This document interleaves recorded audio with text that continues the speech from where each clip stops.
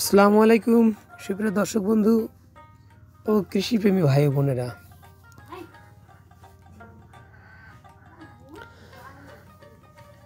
এখন তারিখটা ডিসেম্বরের প্রায় শেষের দিকে।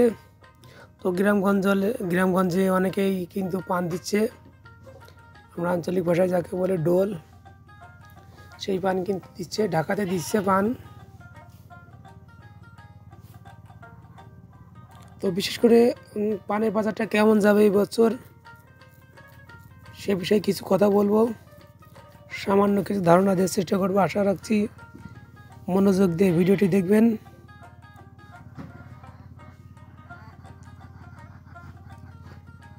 শীতের সকালে চলে আসলাম পান খেতে অলরেডি পান ভাঙা চলছে, পান হারভেস্ট চলছে।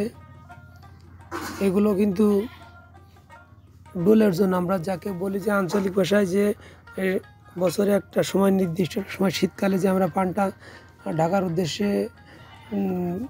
হারভেস্ট করে নিয়ে যাই অনেকগুলো পান একসাথে, তো তাকে আমরা আঞ্চলিক ভাষায় ডোল বলি। কোনো কোনো অঞ্চলে খাসি বলেও চিনে থাকে। তো সেজন্য কিন্তু পান ভাঙা চলছে।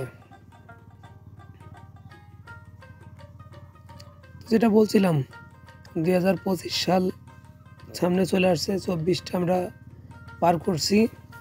তো এই বছর পানের দাম বরাবরই ভালো গেল।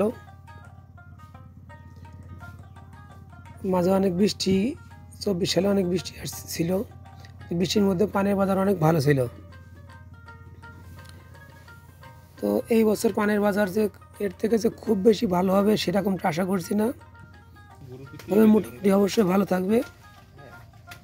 এখন যে লেভেলটা আছে তার থেকে সামান্য একটু পানের বাজার বাড়বে আমার মনে হয়, কিন্তু এর থেকে বেশি আশা করা মনে হয় যাবে না।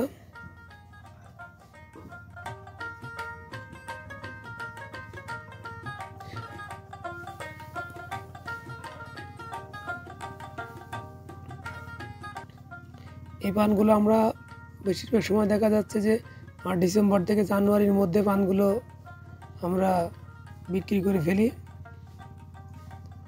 কখনো কখনো বাজার অনেক ভালো হয়, সেটা হচ্ছে বিশেষ করে এটা হচ্ছে ফেব্রুয়ারির শেষের দিকে।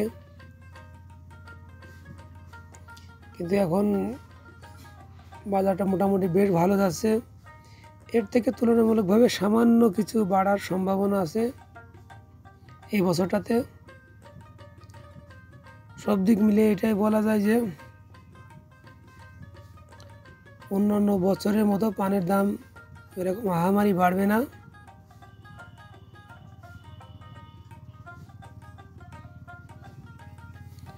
তো যাদের পান আছে তারা এখন, যদি পানের কোনো সমস্যা না হয়, পান যদি ঝরে না যায়, রোগ না থাকে, তাহলে পানটা রেখে দেন আরও কিছুদিন পরে, বিশেষ করে জানুয়ারির মাঝামাঝির পরে গিয়ে আপনারা পানগুলো দিলে মোটামুটি একটা ভালো দাম পেতে পারেন।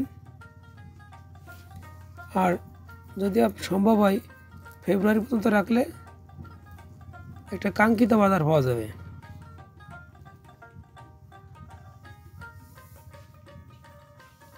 তো ধন্যবাদ দর্শক, আমি আমার মন্তব্য পেশ করলাম।